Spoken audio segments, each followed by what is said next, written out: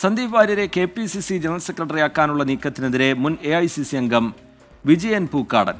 സന്ദീപ് വാര്യർ ഒരു കഴിവുമില്ലാത്തയാളാണ്. സന്ദീപിനെ വലിയ ആളെപ്പോലെ പാർട്ടി കെട്ടിയെഴുന്നള്ളിച്ച് നടക്കുന്നത് അതിശയം. കഴിവും പ്രാപ്തിയുമുള്ള നിരവധി നേതാക്കൾ പാർട്ടിയിലുണ്ട്. സന്ദീപ് വന്നത് പാലക്കാട് തെരഞ്ഞെടുപ്പിൽ കോൺഗ്രസിന് തിരിച്ചടിയായെന്നും വിജയൻ പൂക്കാടൻ പറയുന്നു. നിഖിൽ പ്രമേഷ് ചേരുന്നുണ്ട് വിവരങ്ങളുമായി പാലക്കാട്ട് നിന്ന്. നിഖിൽ, എന്താണ് വിവരങ്ങൾ? നിഖിൽ, ശ്രീജിത്ത്, ഈ വിജയൻ പൂക്കാടിന്റെ വാക്കുകളിലൂടെ നമ്മൾ വായിക്കേണ്ടത് അദ്ദേഹത്തിന്റെ മാത്രം കേവലം ഒരു അഭിപ്രായം എന്നുള്ള നിലയ്ക്കല്ല. അദ്ദേഹം ഇപ്പോൾ സജീവമായ ഒരു പാർട്ടി പ്രവർത്തകനാണ് എന്ന് പറയാൻ കഴിയില്ല. പക്ഷേ AICC അംഗം വരെ ആയിരുന്ന ഒരു വ്യക്തിയാണ്. അദ്ദേഹത്തിന്റെ വാക്കുകളിലൂടെ ഇപ്പോൾ പുറത്തു വരുന്നത് ജില്ലയിലെ മുതിർന്ന കോൺഗ്രസ് നേതാക്കളുടെ പൊതുവിലുള്ളൊരു വികാരമാണ് എന്നുള്ളതാണ്. സന്ദീപ് വാര്യരെ KPCC ജനറൽ സെക്രട്ടറി ആക്കുന്നതിന് വേണ്ടിയിട്ടുള്ള നീക്കങ്ങൾ നടക്കുന്നു, അത്തരത്തിലുള്ള പദവി അദ്ദേഹത്തിന് നൽകാനുള്ള ശ്രമങ്ങൾ നടക്കുന്നു എന്നുള്ള വിവരങ്ങളൊക്കെ പുറത്തു വരുന്നുണ്ട്.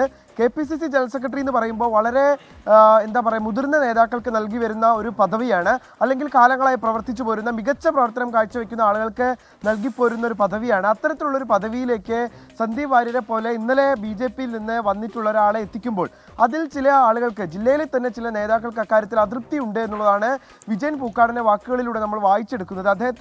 അദ്ദേഹത്തെ മുൻനിർത്തിക്കൊണ്ട് ഒരു പ്രബല വിഭാഗം നടത്തുന്ന നീക്കം എന്നുള്ള നിലയ്ക്കാണ് നമുക്ക് ഈ പ്രതികരണത്തെ കാണാൻ കഴിയുക. അദ്ദേഹം പറയുന്നത് സന്ദീപ് വാര്യരെ ഇത്രമേൽ കൊട്ടിഘോഷിച്ച് മുന്നിൽ നിർത്തേണ്ട, വലിയ ആളായി നിർത്തേണ്ട ഒരു ആളാണോ എന്നുള്ളത് പാർട്ടി ചിന്തിക്കണം എന്ന കാര്യമാണ് അദ്ദേഹം പറയുന്നത്. കഴിവും പ്രാപ്തിയുമുള്ള നിരവധി ആളുകൾ തങ്ങളുടെ പാർട്ടിയിൽ തന്നെയുണ്ട്. ഇപ്പം എന്താണ് സന്ദീപിന്റെ സംഭാവന, ഈ പദവിയിലേക്ക് അദ്ദേഹത്തെ എത്തിക്കാൻ എന്താണ് സന്ദീപിന്റെ സംഭാവന എന്ന് അദ്ദേഹം ചോദിക്കുന്നു. സന്ദീപിനൊപ്പം ആരെങ്കിലും പാർട്ടിയിലേക്ക് വരുമോ എന്നും അദ്ദേഹം ചോദിക്കുന്നുണ്ട്. അതോടൊപ്പം തന്നെ ഇദ്ദേഹം എടുത്തു പറയുന്ന ഒരു പ്രധാനപ്പെട്ട കാര്യം എന്ന് പറയുന്നത് സന്ദീപ് തൻ്റെ കഴിവ് തെളിയിക്കണമെങ്കിൽ അദ്ദേഹം ഒരു കൺവെൻഷൻ വിളിച്ച് ആളുകൾ എത്ര പേർ തനിക്കൊപ്പം ഉണ്ട് എന്ന് തെളിയിക്കട്ടെ എന്നാണ് അദ്ദേഹം പറയുന്നത്.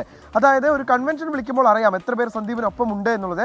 അങ്ങനെ ഒരു കൺവെൻഷൻ വിളിച്ച് തൻ്റെ ആൾബലം തെളിയിച്ചാൽ മാത്രം സന്ദീപിന് പദവി എന്നുള്ളതിലേക്ക് കാര്യങ്ങൾ പോകണമെന്നാണ് അദ്ദേഹം പറയുന്നത്. അദ്ദേഹം പാർട്ടിയിലേക്ക് വന്നത് നല്ല കാര്യം, പക്ഷേ ഉടനെ തന്നെ ഇത്ര വലിയ പദവി നൽകുന്നത് ഉചിതമാണോ എന്നുള്ള ചോദ്യം കൂടി അദ്ദേഹം ഉന്നയിക്കുന്നുണ്ട്.